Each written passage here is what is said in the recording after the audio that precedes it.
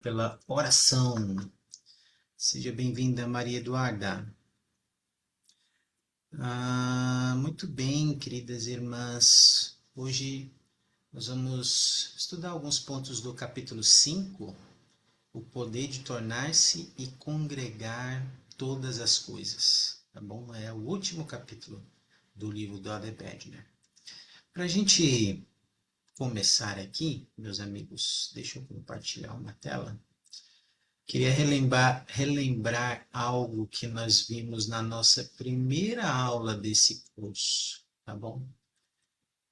Tem duas perguntas que o Elder Bednar compartilhou no início desse livro, que ele nos convidou a ponderar sobre elas enquanto nós fizéssemos nosso estudo. Como posso saber qual é a minha situação perante Deus?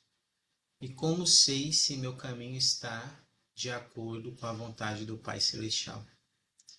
Então, a Yara, Sabrina e Maria Eduarda, pelo que vocês estudaram até aqui, em seu estudo pessoal e no decorrer das aulas, o que vocês têm aprendido que tem ajudado vocês a responder essas perguntas? Que vocês podem compartilhar conosco? Tem algum pensamento vocês podem compartilhar conosco de algo que vocês têm aprendido até aqui? Podem ajudar vocês a responderem essas perguntas?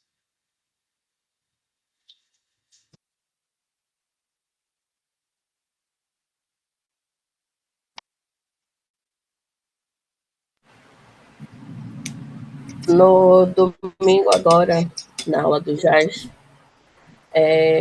a gente estudou algo bem parecido com essas perguntas, né? E eu vou falar praticamente a mesma coisa que eu falei no dia. Eu estava me sentindo perdida.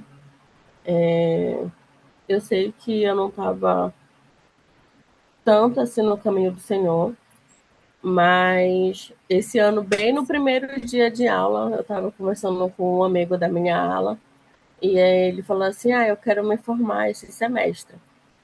Aí eu falei assim: eu tô querendo fazer o curso, né, para eu conseguir, principalmente os que tem que ser feitos mesmo para ser formado, né?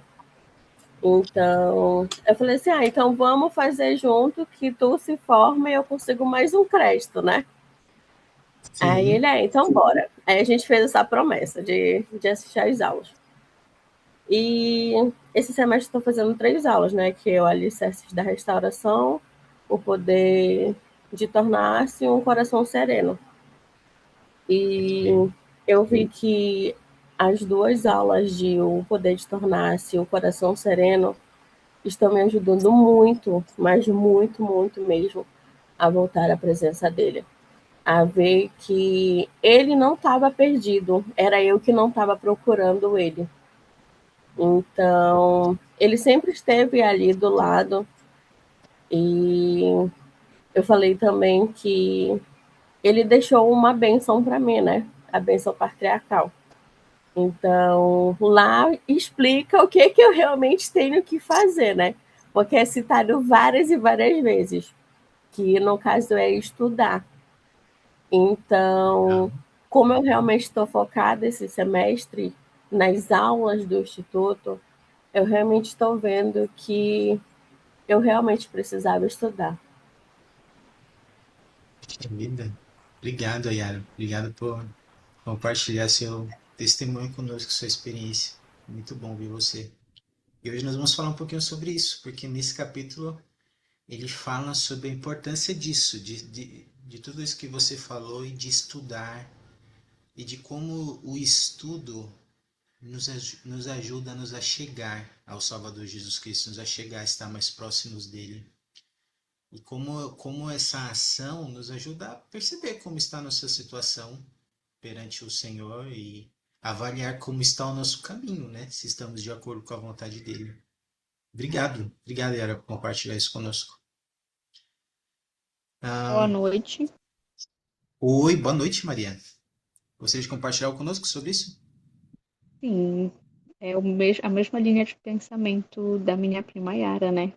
E eu sempre tive esse pensamento comigo, que eu não vou amar aquilo que eu não conheço profundamente. Então, nossa, eu sempre falava, eu amo Jesus Cristo, eu amo Deus. Mas de que forma esse amor? Será que tu está se empenhando para conhecer eles, né? Será que o teu amor está se moldando para crescer? Então, a gente não ama aquilo que a gente não conhece. Então, eu estou participando das aulas justamente porque eu quero fazer com que esse amor por eles aumente cada vez mais. E está sendo muito bom o curso Poder de Tornar-se, né? Nos demonstra o quanto que nós temos que ser iguais a Jesus Cristo, o quanto que ele é o nosso exemplo, né? E eu lembro que a Yara sempre me chamava para ir para o instituto. O ano passado eu nunca ia, mas é só a gente ter um foco, uma meta que a gente consegue ir. E esse ano Legal. foi ótimo, foi perfeito. E foi muito bom estar voltando à presença do Senhor junto com a minha prima, assim, né? Porque ela nunca saiu da igreja, eu que saí, né? Sim, Então eu sim. agradeço muito a ela também por estar me ajudando nesse caminho. Todos os professores, é realmente uma benção. Puxa, obrigado. Obrigado por compartilhar a sua experiência, Maria Eduarda. E de fato, né? Como é que a gente vai amar o Senhor se a gente não conhece Ele, né? E esse é um dos propósitos de nós estarmos aqui juntos, né? Conhecer um pouco mais do Salvador Jesus Cristo e desenvolver um amor maior por Ele, né? Pelo seu Evangelho e ter esse desejo de nos tornar mais semelhantes a Ele por causa disso, né? Especialmente por causa do que Ele fez e faz por nós. Né? Poxa, obrigado, Maria. Ah, obrigado por compartilhar seus pensamentos. A ideia é que a gente possa pensar sobre isso, tá bom? Essa é uma proposta do Ade Bednar ao escrever esse livro, né? Nos ajudar a ponderar nessas perguntas. Logo no início desse capítulo final, ele compartilhou essa declaração. Eu queria compartilhar conosco aqui. Sabrina, você pode ler para nós? Não sei se você consegue, minha irmã. Não sei se você consegue. Ela tá meio dodói. Acho que não. Wanda, você consegue ler para nós? Olá, boa noite. Posso sim. Sendo discípulos do Senhor Jesus Cristo, nossa responsabilidade individual é aprender o que devemos aprender, agir e viver como sabemos que devemos agir e viver, e tornar-nos o que o Mestre quer que nos tornemos. Obrigado, Wanda. Então, olha só que interessante, né? Essa declaração dele. É uma responsabilidade individual que nós temos como discípulos de Jesus Cristo. E vocês falaram sobre isso aí, Maria Eduarda e a Yara. Aprender o que devemos aprender, e não só aprender, mas agir e viver como sabemos que devemos agir e viver e tornar-nos, que é a proposta desse curso, né? Do Elder Bednar, que está nos ensinando. O que o Mestre quer que nos tornemos. Agora, uma pergunta que eu queria fazer para nós. Ah, o que vocês têm observado que o Senhor tem feito para nos ajudar desde o início do mundo a cumprir com essa responsabilidade individual? O que vocês observam que o Senhor tem feito para nos ajudar a cumprir com essa nossa responsabilidade individual que Ele ensina aqui? Vocês conseguem me dar alguns exemplos? Eu acredito que o poder de escolher, né? Em nos Opa, empenharmos.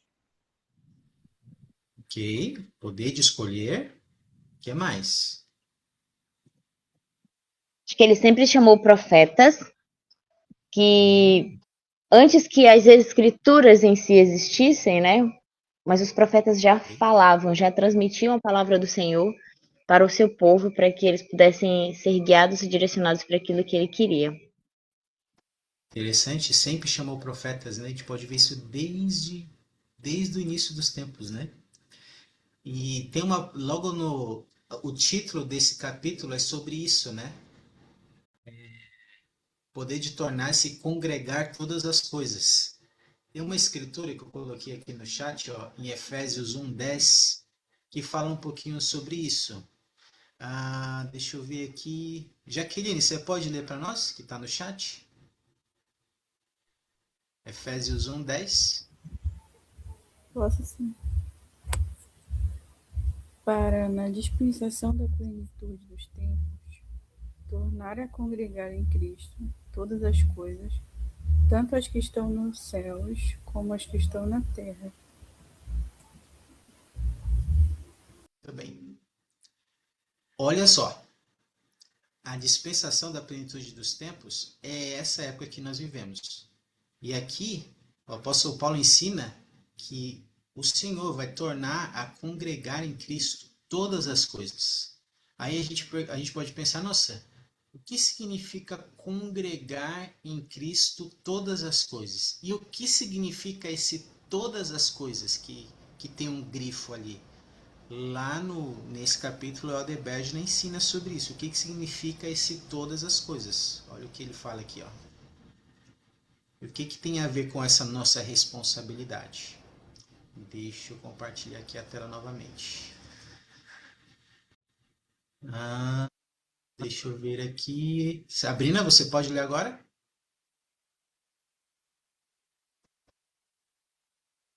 Ó, o poder que o Evangelho do Salvador tem de abençoar-nos e de guiar-nos resulta da conectividade e do interrelacionamento de suas doutrinas, seus princípios e suas práticas. Somente quando congregamos todas as coisas em Cristo é que poderemos esforçar-nos diligentemente para tornar-nos o que Deus deseja que nos tornemos e perseverar valentemente até o fim. Ok, obrigado. Então, olha só. Tem o poder no Evangelho de Jesus Cristo. Um poder de nos tornar tudo aquilo que Ele espera que sejamos. E para isso a gente precisa ter essa conectividade, esse interrelacionamento das doutrinas, dos princípios e das práticas ensinadas desde a época de Adão até agora. E isso a gente encontra na Igreja de Jesus Cristo dos Santos Últimos Dias, no Evangelho restaurado dele. E nesse último capítulo, meus amigos, o Elder Bednar, ele vai também congregar algumas coisas. O que ele vai fazer? Ele escreveu outros 2 livros. Aumento no Aprendizado, é um livro, e Na Prática da Doutrina, é outro livro. E esses livros eles são focados no aprendizado do Evangelho, das doutrinas e princípios e práticas do Evangelho. E ele vai relembrar todos os capítulos que nós estudamos aqui no livro do Poder de Tornar-se. Então, como a gente já viu os capítulos do Poder de Tornar-se, eu gostaria de ver alguns pontos que ele ensina sobre como aumentar o nosso aprendizado na doutrina e como isso pode nos ajudar a nos tornar. Porque ele está fazendo uma ligação nisso e ele ensina que isso vai nos ajudar a nos tornar semelhante a Jesus Cristo também, o aprendizado da doutrina. Tá? Para isso, como pano de fundo, eu queria começar com essa pergunta em mente. Ó. Eu queria que você pensasse brevemente, eu vou dar 1 minuto, sobre padrões espirituais para receber as suas próprias respostas. Pensa um pouquinho. Normalmente, como o Senhor se comunica com você? Quais são alguns padrões espirituais que você utiliza para receber suas próprias respostas ou revelações? Pensa um pouquinho sobre isso.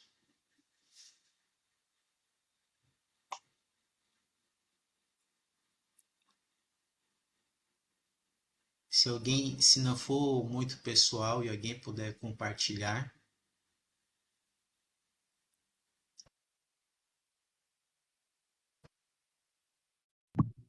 Sabrina?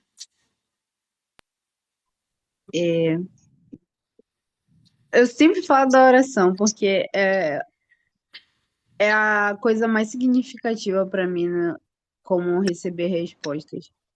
né? Sempre tive um testemunho muito forte a respeito disso, porque normalmente as minhas respostas vieram muito rápido.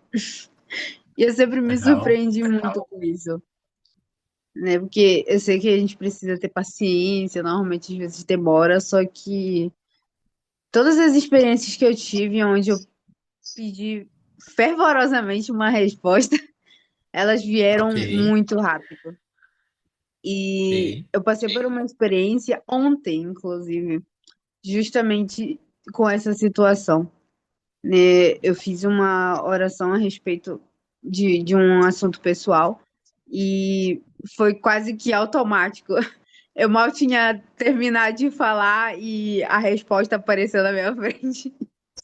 Nossa, olha só. Então, eu sempre procurei fazer disso, não de forma automática, né? Mas sempre priorizar as orações na minha vida, né? Então, qualquer momento que eu tenho, eu estou fazendo uma oração.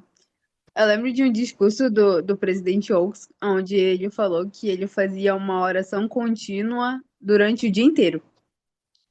E eu lembro disso porque ficou muito na minha mente a respeito da oração. E eu sempre tento manter justamente esse padrão também na minha vida, né? E o momento que eu tiver, eu tiro para fazer uma oração para conversar com o Pai Celestial, mas também deixo uma oração contínua na minha mente, como se eu passasse o dia inteiro conversando com o Pai Celestial mesmo, silenciosamente, né? E eu sempre procurei fortalecer muito meu testemunho a respeito disso, então acho que é justamente por isso que sempre que eu preciso, com urgência, as orações, elas são o meu suporte. Sabrina. Então, você compartilhou algo muito bom conosco. A oração. A oração aí é um meio que você já identificou que é o seu padrão, é um meio de como o Senhor se comunica com você e como você recebe respostas para suas orações, né? Muito bom, obrigado. Alguém consegue dar algum exemplo do seu padrão pessoal? Alguém consegue identificar o seu? Algo específico seu que já Ah, identificou? posso- Wanda? é muito semelhante ao da irmã que compartilhou também. É muito direto, muito rápido, muito direto. O Senhor sempre falou muito diretamente comigo. Inclusive, é algo que tem na minha bênção patriarcal, que já acontecia antes, mas depois que eu recebi a bênção, tava lá escrito que. E assim, lá também fala que tudo que eu pedir que for de acordo com a vontade do Senhor, ele me responderá, que a gente tem uma relação muito próxima e isso sempre se mostrou muito verdadeiro. Inclusive, teve uma experiência que a gente daí ia pro templo em Fortaleza. E aí eu estava orando na época por dois rapazes, né? Tipo assim, para o Senhor me orientar o que eu deveria fazer. E a resposta veio muito imediata. E o Senhor, ele não só me diz sim ou não, ele me explica o porquê. Ele me diz as consequências daquela escolha. E isso não aconteceu só uma vez, aconteceu várias vezes, dele me dizer exatamente o porquê não seguir por aquele caminho. E aí, em relação a esses rapazes, ele me disse que nenhum dos dois me colocaria como prioridades na vida deles. E aí eu lembro dessa resposta muito claramente. Ele fala claramente a minha mente. Isso tá diferente agora. É como se tivesse uma certa barreira, sabe? Não é mais tão Uhum. claro quanto já foi. Eu acredito que porque eu estou longe da igreja, obviamente. Mas eu ainda sei como é que é isso, sabe? Essa relação com ele. Ok, ok. E é interessante esse comentário que você falou, Wanda, sabe? Quando a gente tem que se esforçar para estar em sintonia com o Espírito, porque esses canais que o Senhor usa para se comunicar conosco, eles vão permanecer fortes, dependendo de como está a nossa dignidade, a nossa santidade diante dele, sabe? Nossos melhores esforços para viver em retidão vão preservar esses canais de comunicação com o Senhor e esses padrões que ele usa para se comunicar conosco, que para muitos de nós são muito pessoais. E tem padrões que ele usa que são universais, que é um padrão para todos, mas tem outros que são muito pessoais para cada indivíduo. O Elder Bednar, ele vai ensinar alguns padrões que servem para todos, são princípios aplicáveis para todos, que eu vou compartilhar aqui alguns agora, ó. Vamos observar, mas é importante que cada um de nós saibamos como é que o Senhor se comunica conosco individualmente, né? O que que funciona para mim? Olha aqui um princípio que ele ensina, ó, um padrão do Senhor. A responsabilidade individual de aprender. Esse aqui é um padrão de comunicação do Senhor. A Yara, você consegue ler para nós? Você não devemos esperar que a Igreja, como organização, nos ensine ou diga todas as coisas que precisamos aprender e fazer para nos tornar discípulos dedicados e perseverar valentemente até o fim. E o intuito da Adeberdina é que a gente possa perseverar valentemente até o fim, né? E aí eu queria perguntar para vocês, de que maneira às vezes a gente pode estar esperando que a igreja nos ensine ou diga todas as coisas? De que maneira vocês observam que às vezes a gente faz isso? Qual o perigo de fazer isso também? Vocês têm alguma ideia?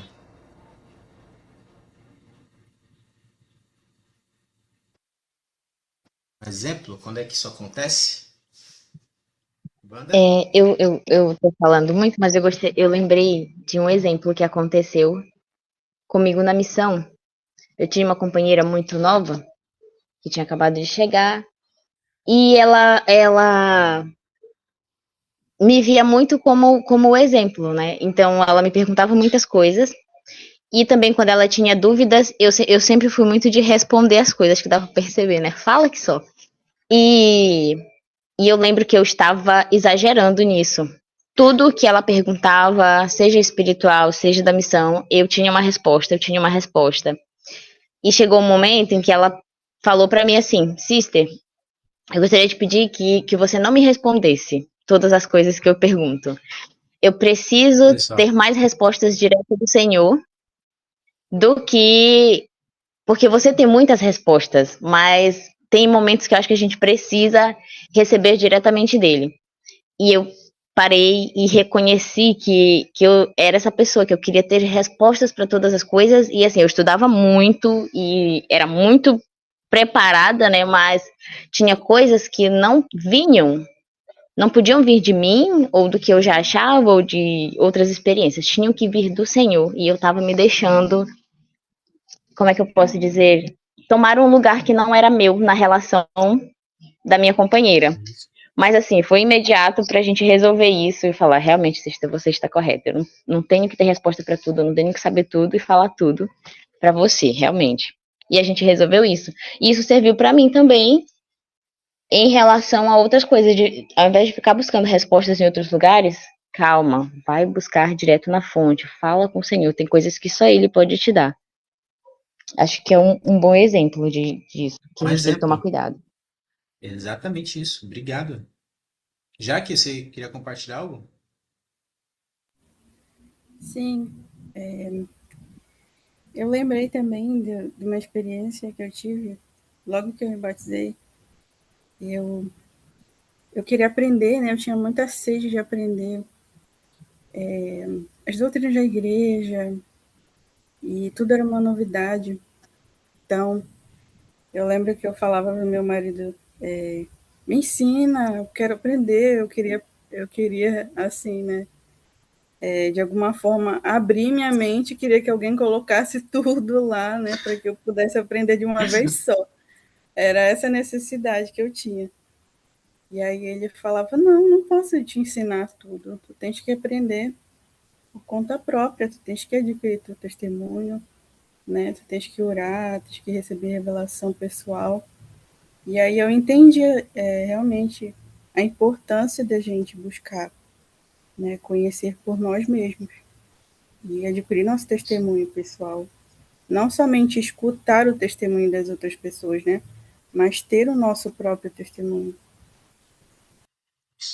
Muito bom, Jaque. Obrigado. E isso é essencial, sabe? Isso é fundamental. A gente, com vocês falarem, a igreja também tem feito algo para nos ajudar nisso, sabe? A igreja diminuiu a quantidade de reuniões. Antes eram 2 reuniões, 2 aulas e a sacramental. Ela diminuiu uma reunião, agora nós temos uma aula, uma hora de aula e a reunião sacramental, porque ela quer que os nossos lares sejam centros de aprendizado do Evangelho. Por causa que ela quer nos ajudar a cumprir essa responsabilidade individual e familiar de aprender o Evangelho. Não é responsabilidade única e exclusivamente da igreja de nos ensinar o Evangelho. É nossa responsabilidade. E a questão é que se eu pego as escrituras apenas no domingo para ler, numa aula da igreja, ou no discurso, ou numa atividade da igreja, eu estou transferindo a minha responsabilidade individual para a igreja. Se eu não estudo as escrituras, se eu não busco aprender sozinho as escrituras, se eu não busco uma experiência pessoal com o Senhor e as escrituras, eu estou transferindo a responsabilidade para a igreja. E essa responsabilidade não é só da igreja. Ela é minha também. E digo mais, o Walter Bergner já falou que no futuro isso não vai ser suficiente. Não vai ser suficiente a gente estar com luz emprestada da igreja. A gente vai precisar de luz própria. Então a gente precisa cumprir essa nossa responsabilidade individual de aprender o Evangelho. Bom, obrigado pelos comentários.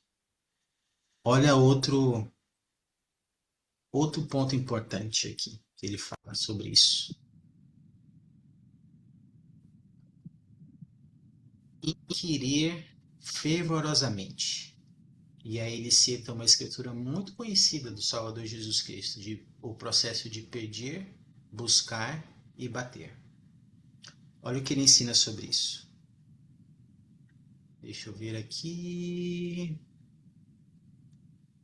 Lucas Costa, você poderia ler para nós, meu amigo? Não sei se ele pode. Lucas consegue ler?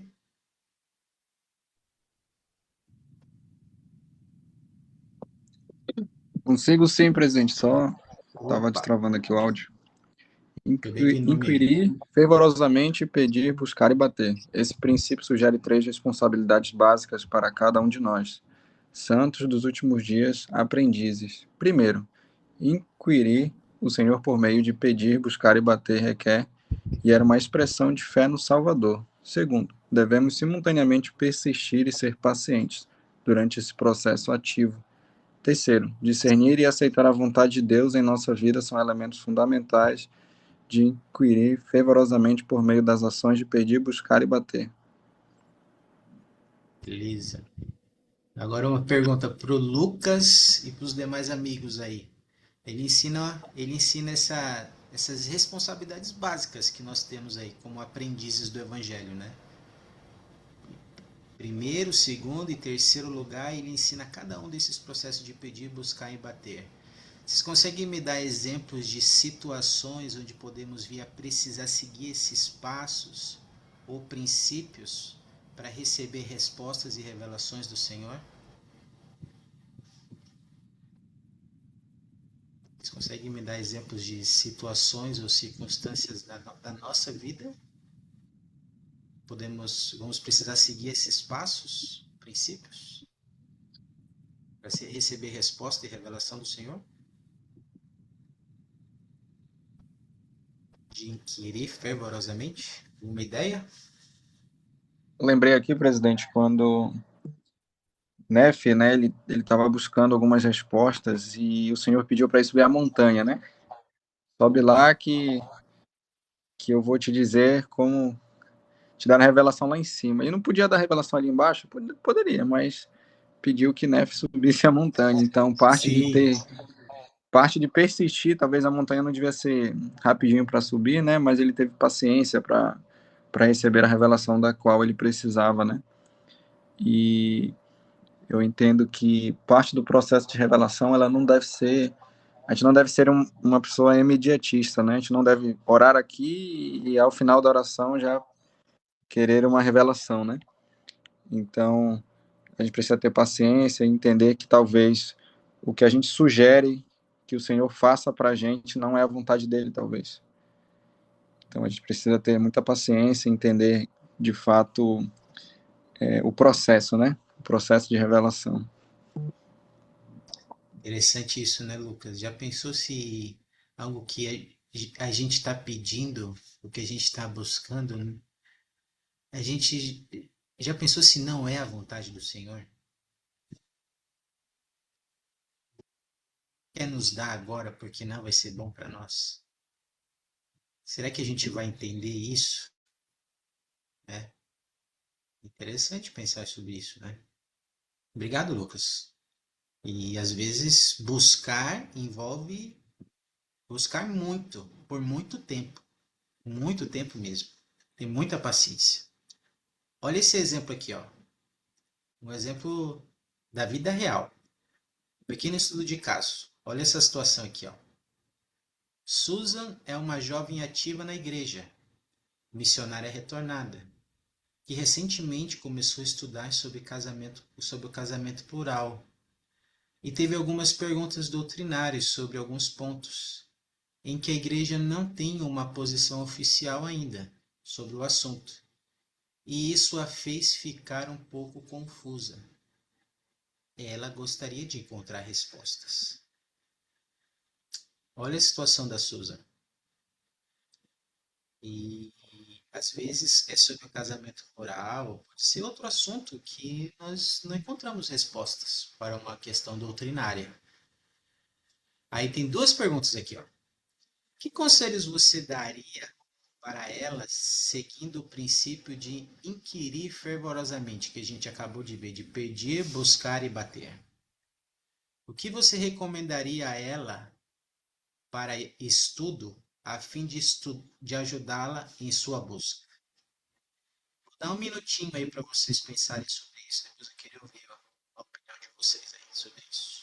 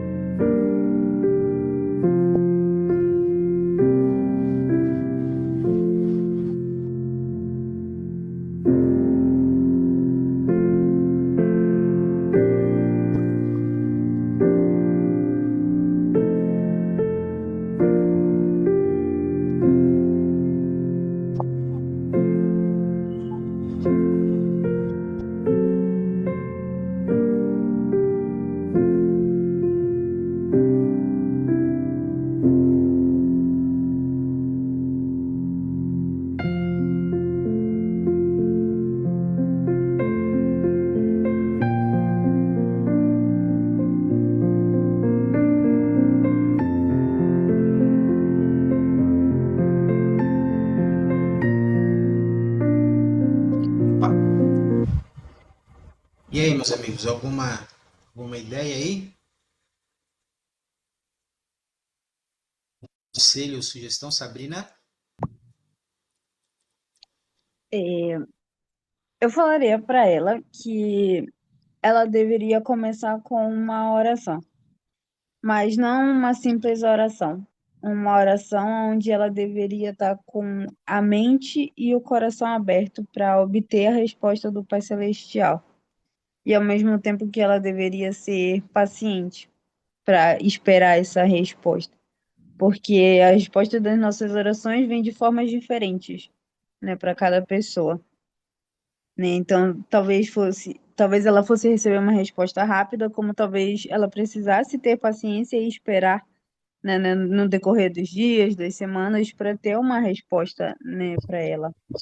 E eu falaria para ela estudar a família Proclamação ao Mundo, né? É o que a gente tem de mais significativo a respeito da família, do casamento, né? Então, eu falaria para ela, depois de fazer a oração, ela estudar a família Proclamação ao Mundo com a mente e o coração aberto para conseguir compreender, não só ler, né, mas conseguir compreender a doutrina por trás da proclamação, né, para ela poder ter o sentimento de paz que vem depois, né, quando a gente tem a nossa resposta, né, porque tudo que vem do Senhor, como mesmo cessa nossas ansiedades, né, tira a dúvida, as nossas dúvidas, né, e se não for exatamente aquilo, né, não for a resposta dele, né, a gente ainda vai continuar com aquele turbilhão de pensamentos, né? Então, eu falaria isso pra ela. Bons conselhos, Sabina. Muito bom, bons conselhos. Isso mesmo, eu acho que a sua resposta levaria ela para Cristo, né? Você levando ela para Cristo e para uma fonte doutrinária segura, né? Que é a família por proteção. Obrigado, Sabina. Alguma ideia a mais de alguém?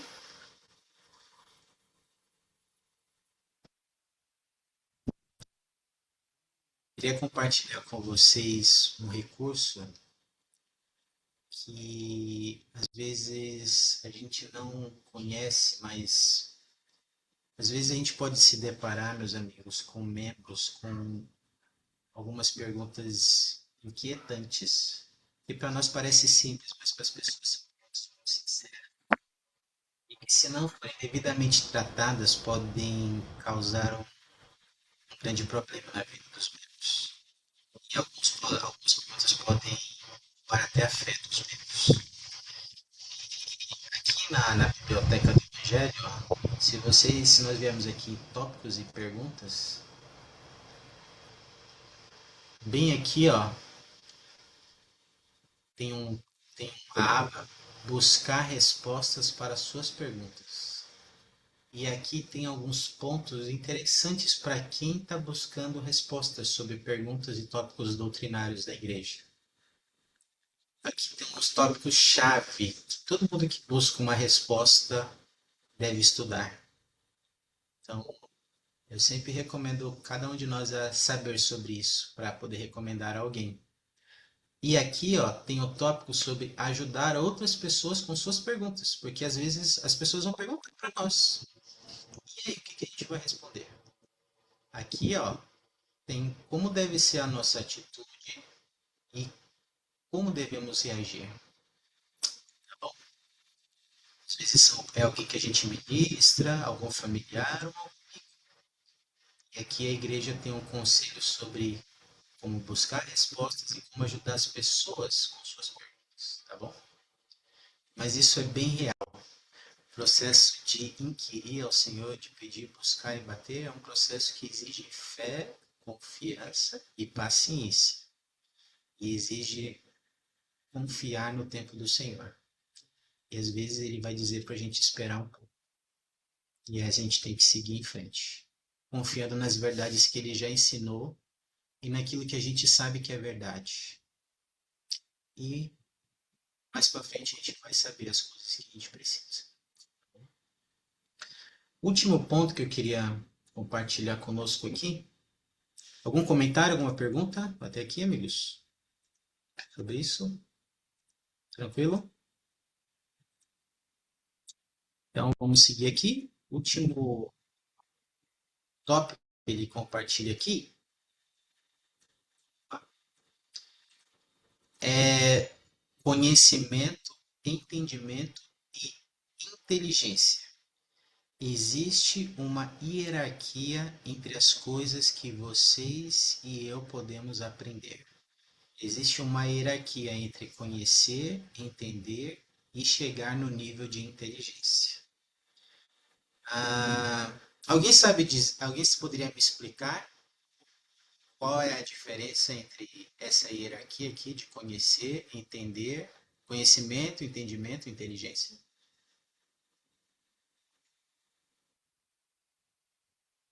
Alguém se habilita?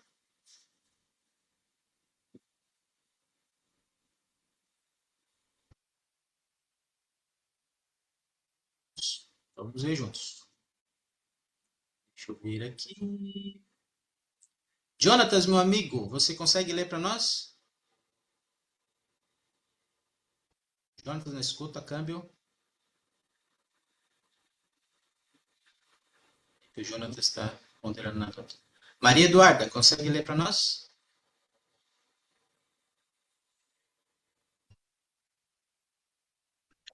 O conhecimento refere-se, em geral, a fatos, informações e habilidades adquiridos pela experiência ou pela educação. Dentre os inúmeros tipos de conhecimento que podemos adquirir, o conhecimento espiritual é o mais importante, tanto na mortalidade como na eternidade. Ok, esse é o conhecimento, é a definição de conhecimento. É o conhecimento que a gente adquire por experiência, por educação. E conhecimento, amigos, nas escrituras, geralmente está relacionado com a mente. É o tipo de conhecimento que a gente aprende pela mente, tá bom? Vamos a outro. Vamos a um outro nível. Entendimento. Sara, consegue ler para nós? Consigo. O entendimento é a pedra angular que se ergue sobre o alicerce do conhecimento e precede a inteligência. O entendimento ocorre sempre que o Espírito confirma em nosso coração a veracidade do que conhecemos com a mente. Ok. Então, olha só, o entendimento já é algo além, tá bom?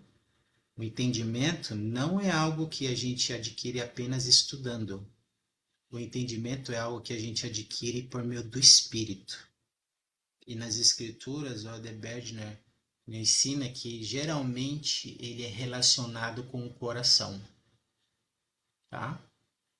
Então, conhecimento vem pelo estudo e tem a ver com a mente. Entendimento vem pelo Espírito e tem a ver com o coração. É uma transfusão. E aí depois vem a inteligência. Wanda, consegue ler para nós? Sim. A inteligência é a aplicação justa do conhecimento e do entendimento nas ações e nos julgamentos. Ações justas têm origem no entendimento.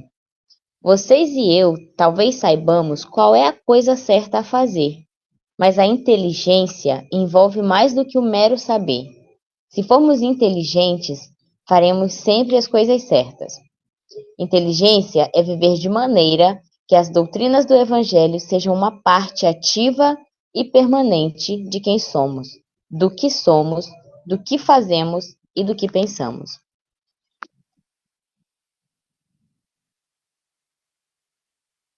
O que significa inteligência, então, aí, meus amigos, de acordo com o que ele nos ensinou?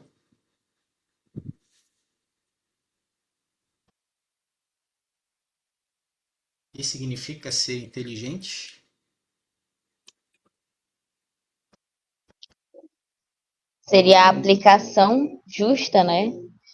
Tanto do conhecimento quanto do entendimento. Então, a inteligência seria a aplicação desses dois outros princípios. Exatamente. Somente quando a gente faz as coisas que, como a gente viu no início da aula, quando a gente faz o que sabemos que devemos fazer, as coisas certas que devemos fazer, aí sim nós estamos usando a nossa inteligência. Estamos partindo para esse outro nível. Agora uma pergunta para todos nós aqui, para a gente pensar aqui. Eu quero ver a opinião de vocês. E esse é o nosso desafio, que tem a ver com doutrina também, que ele fala aqui. Porque às vezes para nós é difícil fazer o certo, mesmo sabendo que é a coisa certa a se fazer.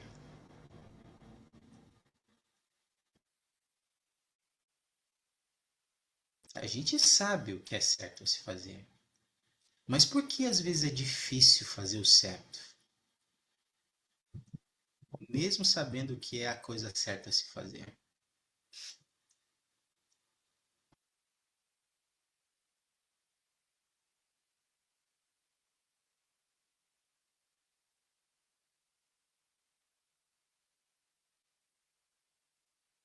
O que vocês acham?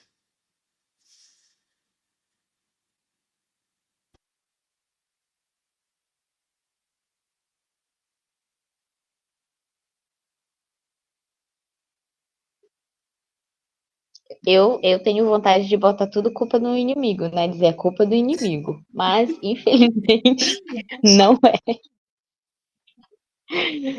é. Eu acredito que pela nossa natureza decaída, né? E, e a nossa mente carnal, ela acaba nos fazendo racionalizar demais. Pensar, mas eu posso fazer isso depois. Mas se eu fizer só um pouquinho Ok. aqui, não vai ser um problema.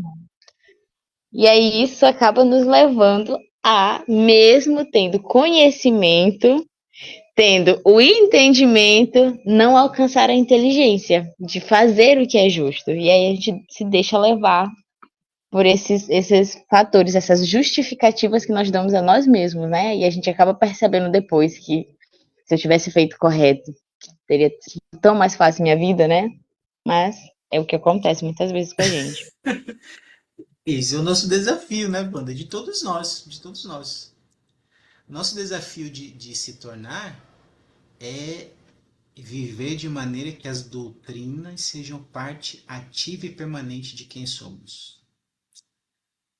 É isso que é o nosso desafio. Que não seja só algo que nós sabemos e sentimos que é verdade, mas que seja parte de quem somos.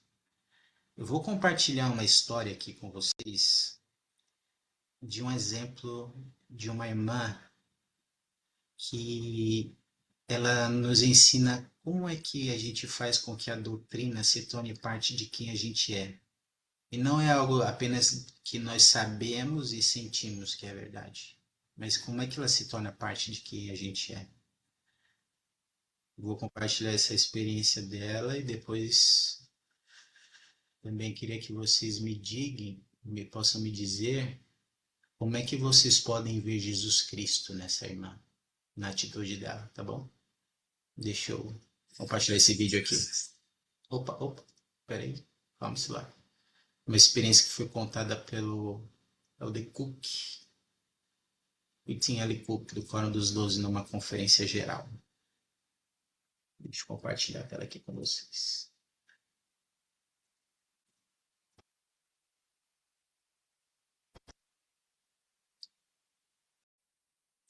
Quero contar-lhes a história verídica de uma irmã, Ellen Yates, de Grantsville, Utah. Há 10 anos, no início de outubro, ela despediu-se do marido com um beijo quando ele saiu para trabalhar em Salt Lake. Aquela foi a última vez que ela viu Leon vivo. Ele bateu de frente com o veículo de um jovem de 20 anos, que por estar atrasado para seu primeiro dia de trabalho, tentou ultrapassar um carro mais lento, causando o acidente que matou a ambos.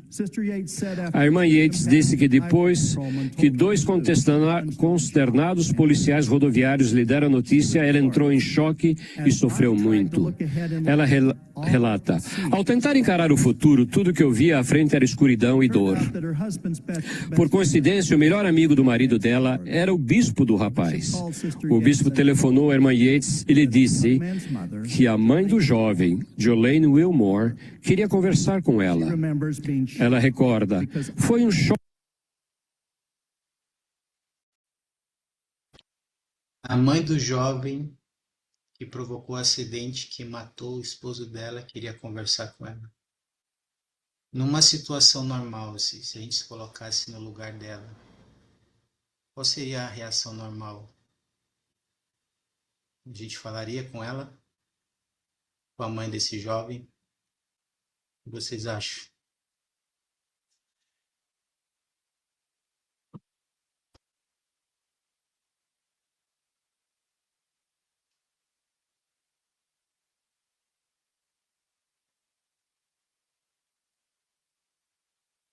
A situação normal, as pessoas falariam com essa mãe que provocou o acidente? É a Yara? Wanda? Eu não mudo. Eu não falaria, né? Não falaria, né? Eu não falaria. Por que, Yara? Eu já vivi algo parecido, né? Com o meu acidente. E quando meu pai falou para mim que a família dele, ele tinha um quiosque, um restaurante, alguma coisa assim, na beirada da praia, eu tentava evitar, né? Porque, querendo ou não, eu puxei pro meu pai e eu sou uma pessoa muito explosiva, de uma certa forma. Então, com tudo que tinha acontecido, com tudo que estava acontecendo comigo, que estava passando na minha cabeça, eu acho que eu não teria a mansidão que o Senhor teve, né? Aconteceu Ok. também ali várias e várias coisas com ele, e ele só fez aceitar, né? Ele ainda pediu para o Senhor que ele perdoasse as pessoas que estavam fazendo aquilo com ele, né? Sim. Mas eu vejo que eu não conseguiria ter. Hoje em dia, eu ainda, quando eu paro para pensar nisso, para pensar no cara que bateu na minha moto, que fez todo o estrago que fez, eu ainda sinto um pouco de rancor, de raiva e tal. Mas eu olho assim e falo, cara, eu tô viva ainda, o Senhor ainda me deu mais uma chance, mais uma outra oportunidade, então eu não posso deixar que isso afete a minha vida, né? Isso Isso me aí. afete e me afaste do que o Senhor está ali me mostrando que eu estou ainda viva e que eu ainda tenho muitas coisas para fazer na Terra. E logo depois disso que aconteceu isso, eu li um discurso de um irmão, só que eu não lembro direito o nome dele, mas eu lembro que ele falava que a gente tem um caminho majestoso. Então eu falei assim, eu não posso deixar essa situação me tirar desse caminho majestoso que eu tenho, que o Senhor fez para mim. Obrigado, obrigado. Mas e é um desafio, né, Ayara, para todos nós. Demais. Demais, demais, demais. E é um desafio da vida, Ayara, moldar nosso coração. Mas talvez é uma coisa a se pensar. Se fosse conosco, né? Será que a gente falaria? Vamos ver o que acontecia no resto da história. Choque, porque eu estava tão voltada para o meu próprio sofrimento e dor que não tinha nem pensado no jovem ou em sua família. De repente compreendi que ali estava uma mãe que sofria tanto ou mais do que eu. Rapidamente aceitei receber a visita dela.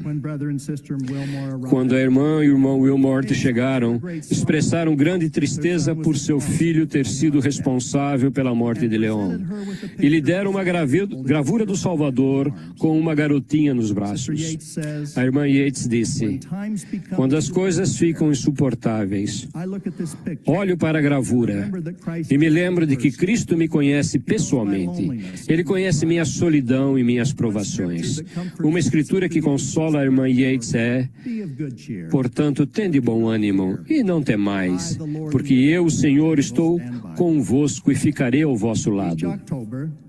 Todo mês de outubro, a irmã Yates e a irmã Wilmore, que estão juntas hoje neste centro de conferência, vão juntas ao templo e dão graças a Cristo por sua expiação, pelo plano de salvação, pelas famílias eternas e pelos convênios que unem o marido, a mulher e a família de ambos os lados do véu. A irmã Yates conclui dizendo: nessa provação sentiu o amor do Pai Celestial e do Salvador em maior abundância do que já sentira antes. Ela testifica que não há sofrimento, dor ou doença tão grande que a expiação de Cristo e o amor de Cristo não possa curar.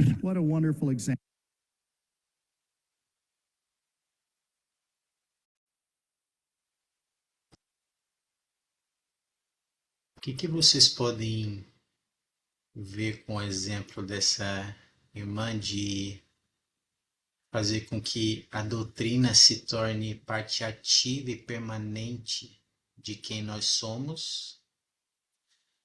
E como é que vocês podem ver Jesus Cristo na atitude dela, diante dessa experiência que aconteceu na vida dela?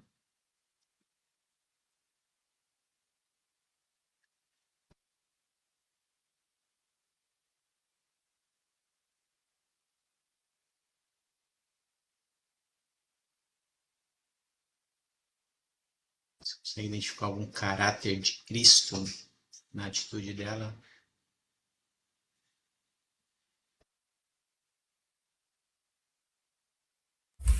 Eu lembrei de uma situação